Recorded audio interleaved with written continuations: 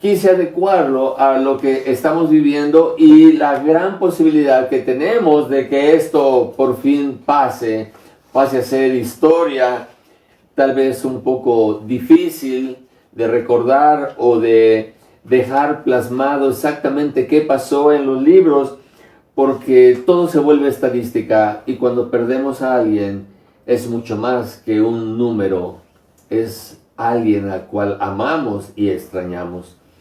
En estos 20 meses hemos vivido algo inédito en la historia de la humanidad. Virus han habido muchos. Muertos por enfermedades contagiosas también. No es la primera vez que padecemos una crisis económica mundial. No, pero nos hallamos ante una situación enigmática, sin precedentes, que encerró en sus hogares a miles de millones de personas.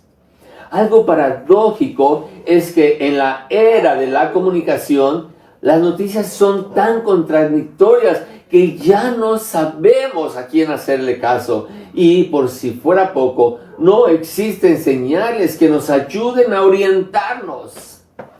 ¿Sabrá el COVID respetar los colores del semáforo? ¿Sí? ¿O qué vos oír cuando un experto te dice, vacúnate, y otro científico te advierte, no te vacunes? Lógicamente, la tranquilidad se derrumba y ahora estamos ante la expectativa de una cuarta ola. ¿Vendrá una cuarta ola a México? Créanme, en estos días he oído las voces de los expertos que se contradicen, porque nadie sabe. Estamos ante una enigmática situación. Algo que es muy cierto es que para cuando esto termine, si es que termina, la vida ya no será igual. Tendremos que acostumbrarnos a una nueva normalidad y para muchos no creyentes, el apocalipsis dejó de ser una ficción y se ha vuelto una posibilidad futura. Para los creyentes, la gran pregunta es, ¿habrá gente que aprovechando la situación cambie el evangelio para dar una respuesta a las nuevas necesidades de la gente? Por ejemplo, será necesario crear el evangelio de la superprosperidad o sustituir el movimiento de la fe por el movimiento de la superfe. Ahora oiremos de la declaración positiva post-COVID. Sin duda, el no hacer cambios en el mensaje del evangelio agudizará la brecha entre el cristianismo y una sociedad cada vez más antagonista al evangelio. Pero ¿cómo hacerle cambios al evangelio? Es imposible. Cada vez nos enfrentaremos a una sociedad más alejada del mensaje del evangelio. ¿Está en la lista de peligro de extinción? Sí, por obvias razones. ¿Quieren saber algunas? El evangelio es producto de un hombre pobre. Dice Mateo 8:20, las zorras tienen guaridas y las aves del cielo nidos, mas el Hijo del Hombre no tiene dónde recostar su cabeza. Esto no concuerda con la sociedad de consumo, donde el acumular riquezas es el objetivo principal. El evangelio tampoco convence a la mayoría de la gente por sus valores éticos, porque están fuera de la realidad humana. ¿Sí? Mira lo que dice Lucas 6:29. Al que te hiera en una mejilla, preséntale también la otra. Y al que te quite la capa, ni aun la túnica le niegues. Es tan complicado este mensaje que aún los teólogos tratan de justificar las palabras de Jesús. No, Jesús no dijo que pusieras la otra mejilla. No, Jesús no dijo que entregues también la túnica. No, lo que quiso... Bueno, El mensaje del Evangelio es muy sencillo. Escúchalo. Al que te hiera en una mejilla, preséntale también la otra. Sencillo, fácil de hacer, para nada. Sencillo de entender, absolutamente. Así que el intelecto humano no se conforma con una licenciatura o un doctorado. Ahora se necesita un postdoctorado y el Evangelio minimiza nuestros deseos naturales de superación con su mensaje tan sencillo como: quiero, sé limpio, levántate, toma tu lecho y vete a tu casa, o extiende tu mano. ¿Sabes qué es lo peor? Que aniquila el ego del hombre que con su ciencia es capaz de enviar una sonda al espacio interestelar y centra en Jesús la respuesta a nuestra necesidad. Mateo 11:28. Venid a mí todos los que estáis trabajados y cargados, y yo os haré descansar. Palabras de Jesús. ¿Estás trabajado y cansado? Esfuérzate, anímate, tú puedes, lo puedes lograr, sueña en grande y ve por tus propósitos con determinación. Ven a mí y yo te haré descansar. Definitivamente al Evangelio le hacen falta ajustes, porque Dios no figura en nuestras agendas de actividades diarias. ¿Cómo pudimos cumplir sus exigencias como esta? Jesús le dijo: amarás al Señor tu Dios con todo tu corazón y con toda tu alma y con toda tu mente. Nosotros mismos vivimos afanados, dedicados a salir adelante en la lucha por el sustento diario, deseando adquirir lo más grande, lo más moderno o lo potente, amando y deseando tantas cosas que en nuestros corazones ya no hay lugar y menos algo como Dios. Tal vez sería interesante hacer una nueva versión mejorada como Dios.10. Suena interesante. ¿Y qué decir de nuestra mente educada científicamente, donde solo lo comprobable por la experimentación y que se puede reproducir artificialmente un fenómeno para estudiarlo adquiere crédito y valor? Ante este gigante de la ciencia, el cristianismo está en pañales al pedirnos que vivamos por fe. ¿Que vivamos por fe? La convicción de lo que no se ve y por ella agradar a un Dios. A Dios nadie lo ha visto. Nadie ha visto jamás a Dios. ¿Cómo agradar a alguien que nadie ha visto jamás? Por otro lado,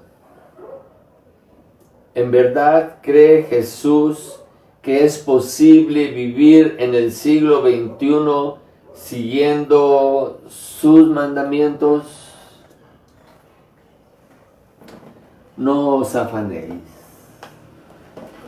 ¿Qué comeremos? ¿O qué beberemos? ¿O qué vestiremos? Esta postura no la practican ni siquiera los creyentes, que emocionados llenan los templos los domingos y no dejan de repetir frases acuñadas como: nada es imposible para Dios, todo lo puedo en Cristo que me fortalece, o el versículo de Filipenses 4:19, mi Dios pues suplirá todo lo que os falta conforme a sus riquezas en gloria en Cristo Jesús. Pero ¿acaso habrá algún cristiano que en estos días demuestre que está tranquilo, confiado y en paz a pesar de la crisis económica, el desempleo, el subempleo, la inflación y la mala paga? ¿Cómo podemos convencer al mundo que en el Evangelio está la respuesta cuando aún nosotros no lo vivimos, no lo experimentamos, porque no lo creemos? ¿Podemos confiar en esas palabras de Jesús? No te afanes. ¿Por qué vas a comer? ¿Por qué vas a beber? ¿Por qué vas a vestir? No te afanes. No, mi hermano, ¿cómo no afanarnos? Déjame decirte,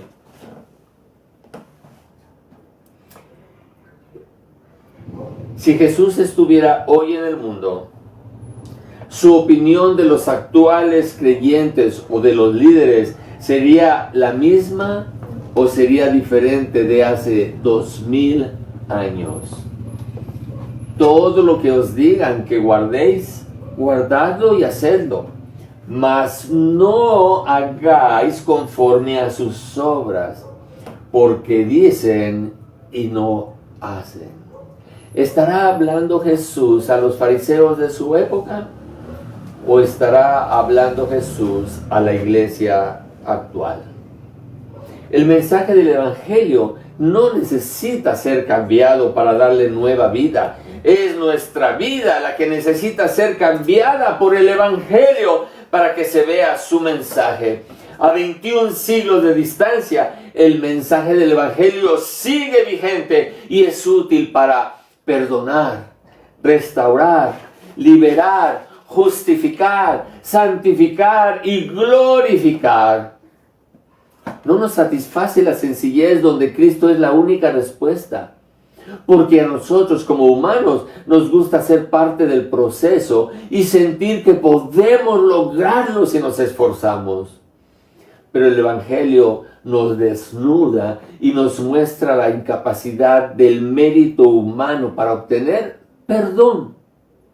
Nada más para obtener perdón. Somos incapaces por nuestra propia justicia.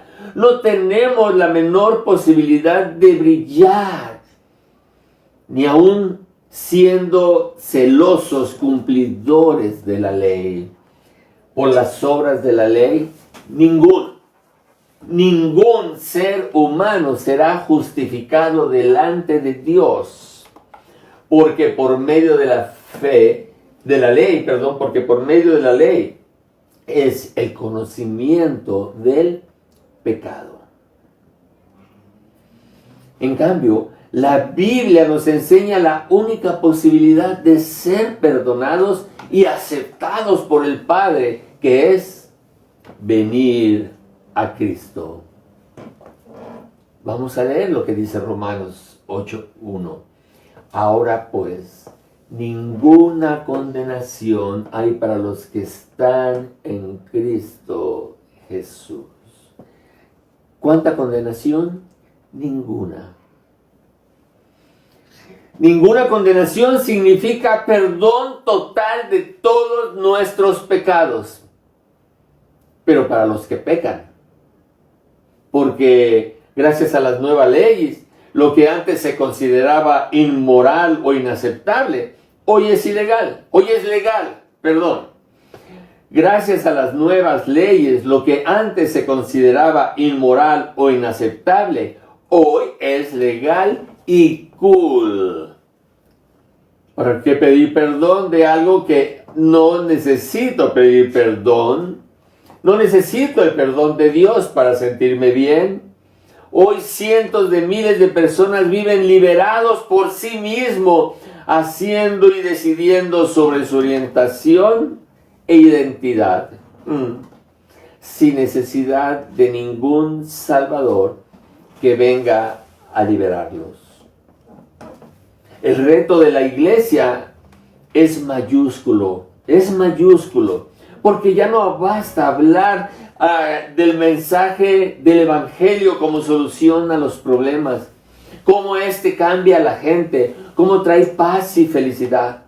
La gente necesita ver nuestras vidas transformadas, que confían, esperan y alaban a Dios en los problemas, en las crisis, en la enfermedad, en la pérdida, en el duelo.